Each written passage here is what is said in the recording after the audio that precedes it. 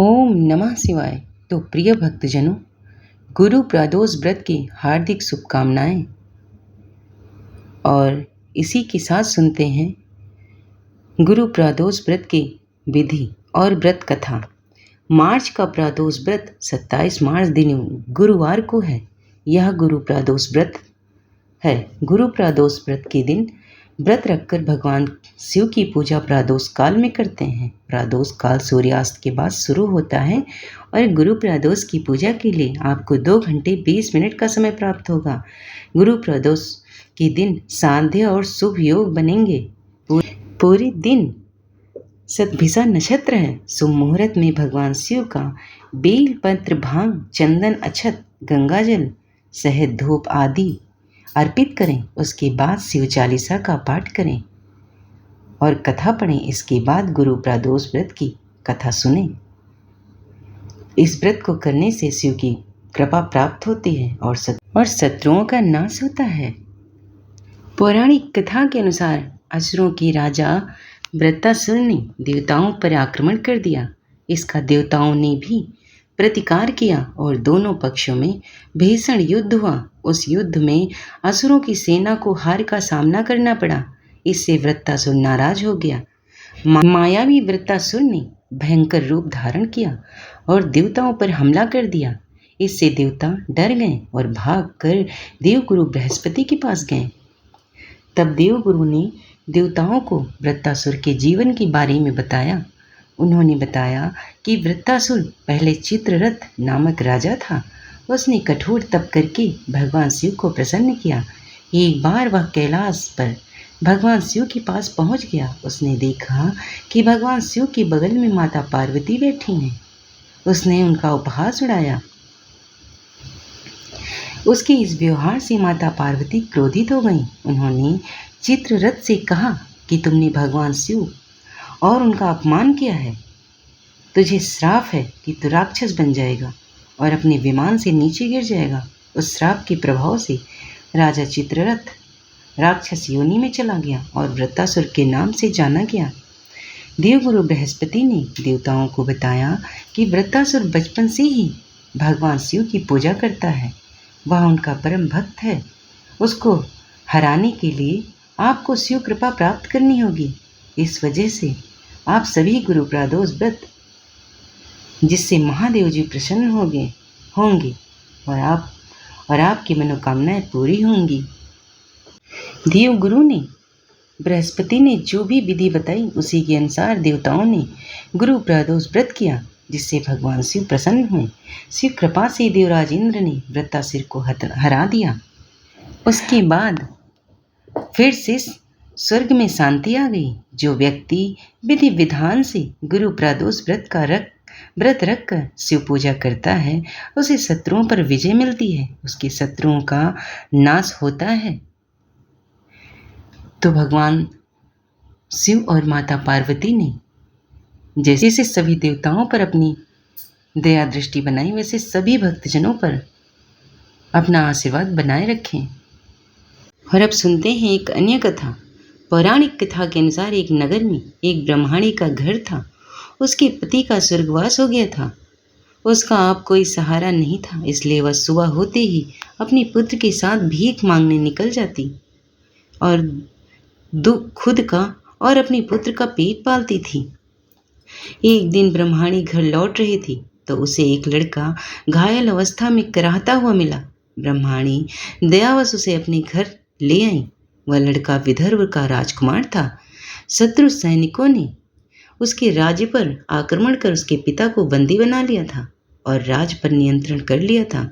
इसलिए वह मारा मारा फिर रहा था। राजकुमार ब्राह्मण पुत्र के साथ ब्रह्मणी के घर रहने लगा। एक दिन अंशुमति नामक एक गंधर्व कन्या ने राजकुमार को देखा तो वह उस पर मोहित हो गई। अगले ही दिन अंशुमति अपने माता पिता को राजकुमार से मिलाने लाई। उन्हें भी राजकुमार पसंद आ गया। कुछ दिनों के बाद अंशुमति के माता पिता को शंकर भगवान ने स्वप्न में आदेश दिया कि राजकुमार और अंशुमति का विवाह कर दिया जाए। वैसे ही किया गया। ब्रह्मणी प्रदोष व्रत करने के साथ ही भगवान शंकर की पूजा पाठ किया करती थी। प्रदोष व्रत के प्रभाव और गंधर्वराज की सेना की सहायता से राजकुमार ने विदर्भ से शत्रुओं को खदेड़ दिया और पिता के साथ फिर से सुखपूर्वक रहने लगा। राजकुमार ने ब्राह्मण पुत्र को अपना प्रधानमंत्री बनाया। मान्यता है कि जैसे ब्रह्मांड के प्रदोष व्रत के प्रभाव से दिन बदले, वैसे ही भगवान शंकर अपनी भक्तों के दिन फेरते हैं। अब सुनते हैं भगवान के एक सच्चे भक्त की कथा, जो कि सच्ची भक्ति और प्रेम से भगवान को जीता जा सकता है। एक संत और एक सेठ की कहानी, जिसमें संत का भगवान पर इतना अटूट विश्वास है कि वो प्रसाद में जहरीला भोजन खाने से भी परहेज नहीं करता। इसके बाद भगवान जो करते हैं उसे देखकर सभी हैरान रह जाते हैं। एक सेठ जी बड़े कंजूस थे। एक दिन उन्होंने दुकान पर बेटे को बैठा दिया और बोले कि बिना पैसे लिए किसी को कुछ मत देना, मैं अभी आया। अकस्मात एक संत आए जो अलग अलग जगह से एक समय की भोजन सामग्री लेते थे। लड़के से कहा, बेटा जरा नमक दे दो। लड़के ने संत को डिब्बा खोलकर एक चम्मच नमक दे दिया। सेठ जी आए तो देखा कि डिब्बा खुला पड़ा था। सेठ जी ने कहा कि क्या बेचा? बेटा बोला, एक संत जो तालाब पर रहते हैं उनको एक चम्मच नमक दे दिया था। सेठ का माथा ठनका। वे बोले, अरे मूर्ख, इसमें तो जहरीला पदार्थ है। अब सेठ जी भागकर संत के पास गए। तब तक संत भोजन बनाकर भगवान का भोग लगाकर खाने की थाली लेकर बैठ चुके थे। सेठ जी दूर से ही बोले, महाराज रुकिए, आप जो नमक लाए थे नमक नहीं बल्कि जहरीला पदार्थ था। कृपा करके आप ये भोजन ना करें। अब संत जी बोले, भाई हम तो प्रसाद लेंगे ही, क्योंकि भोग लगा दिया है। भोग लगाकर भोजन छोड़ नहीं सकते। अगर भोग नहीं लगता तो भोजन बेशक छोड़ देते। ये कहकर संत ने भगवान का प्रसाद समझकर खाना शुरू कर दिया। सेठ जी के होश उड़ गए। वो रात भर वहीं बैठे रहे। सेठ को रह रह कर ये चिंता सता रही थी कि अगर संत को कुछ भी हो गया तो बड़ी बदनामी होगी। रात में अगर तबीयत बिगड़ी तो कम से कम हम वैद्य को तो दिखा देंगे। सोचते सोचते उन्हें नींद आ गई। सुबह रोज की तरह संत जल्दी उठ गए और नदी में स्नान करने लगे। सेठ जी ने कहा, महाराज तबीयत तो ठीक है। संत बोले, भगवान की कृपा है। इसके बाद वे पूजा के लिए मंदिर चले गए। जैसे ही संत ने मंदिर का द्वार खोला, देखा कि भगवान की मूर्ति टूट गई है और शरीर काला पड़ गया। ये देखते ही देखते सेठ को सब समझ आ गया कि भक्त के अटल विश्वास को देखकर भगवान ने भोजन का जहर भोग के रूप में स्वयं ग्रहण कर लिया है और भक्त को प्रसाद ग्रहण कराया। इसके बाद सेठ ने तुरंत घर जाकर बेटे को दुकान सौंप दी और स्वयं संत की शरण में आकर भगवान की भक्ति करने लगे। तो प्रिय भक्तजनों, अब सुनेंगे शिव चालीसा और फिर आरती। श्री गणेश गिरजा सुवन मंगल मूल सुजान, कहत अयोध्या दास तुम देहु अभय वरदान। जय गिरजापति दीन दयाला, सदा करत संतन प्रतिपाला। भाल चंद्रमा सोहत नीके, कानन कुंडल नाग फनीके। और अंग गौर सिर गंग बहाई, मुंड माल तन छार लगाई। वस्त्र खाल बागंबर सोही, छवि को देख नाग मुनि मोही। मैं ना मात की हुई दुलारी, वाम अंग सोहत छवि न्यारी। करत सोल सोहत छवि भारी, करत सदा सतवन छयकारी। नंदी गणेश सोहत कैसे सागर मध्य कमल हैं जैसे। कार्तिक श्याम और गणराऊ, या छवि को कही जात न काऊ। देवंज मही जाए पुकारा, तब ही प्रभु दुख आप निवारा। देव किया उपद्रव तारक भारी, देवन सब मिल तुम्हें जुहारी।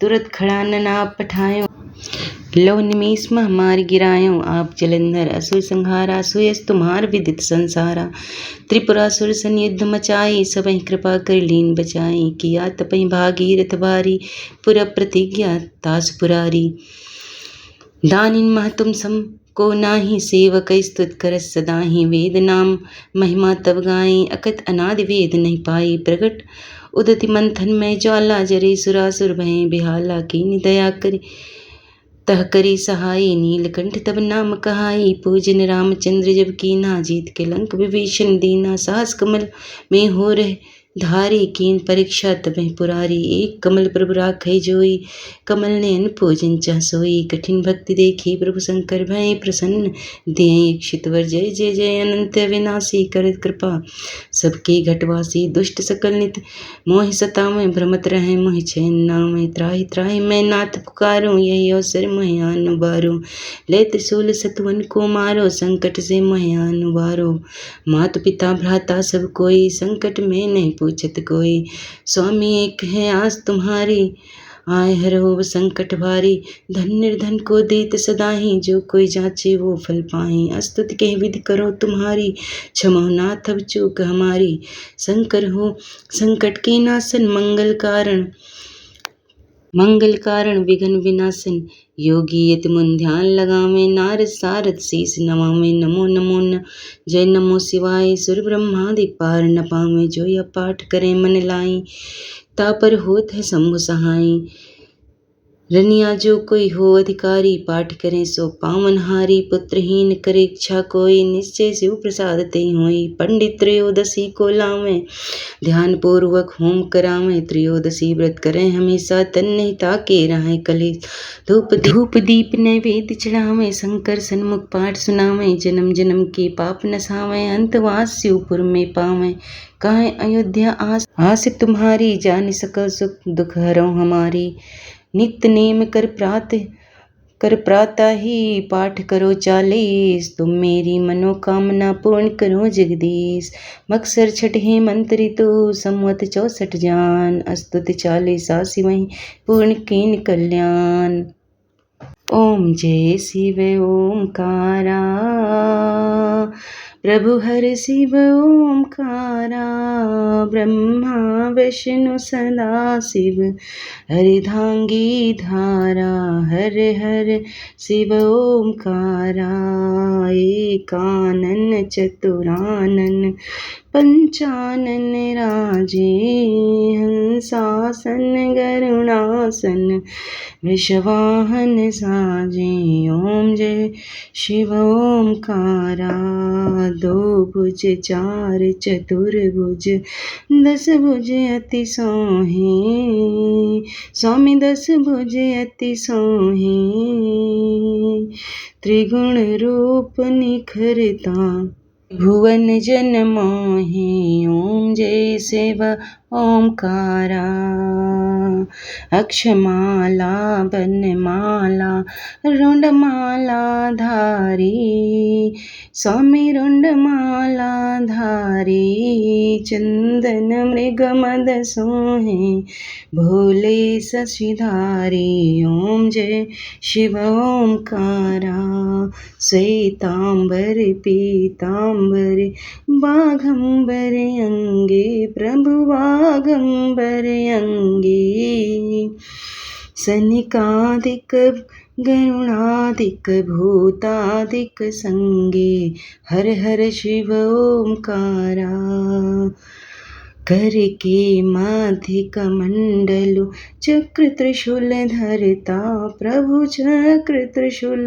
धरता जग करता जग भरता जग पालन करता हर हर शिव ओमकारा ब्रह्मा विष्णु सदा शिव जानत अविवेका प्रणवाक्षर के मध्य ये तीनों एका ओम जय शिव ओमकारा काशी में विश्वनाथ विराजत नंदी ब्रह्मचारी स्वामी नंदी ब्रह्मचारी नित उठे भोग लगावत महिमाति भारी। ओम जय शिव ओमकारा।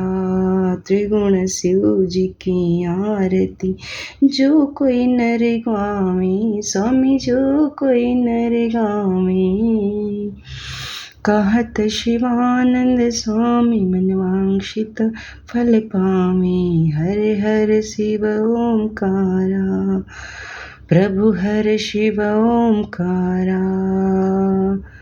बोल दे भोलेनाथ भगवान की जय, शिव पार्वती की जय।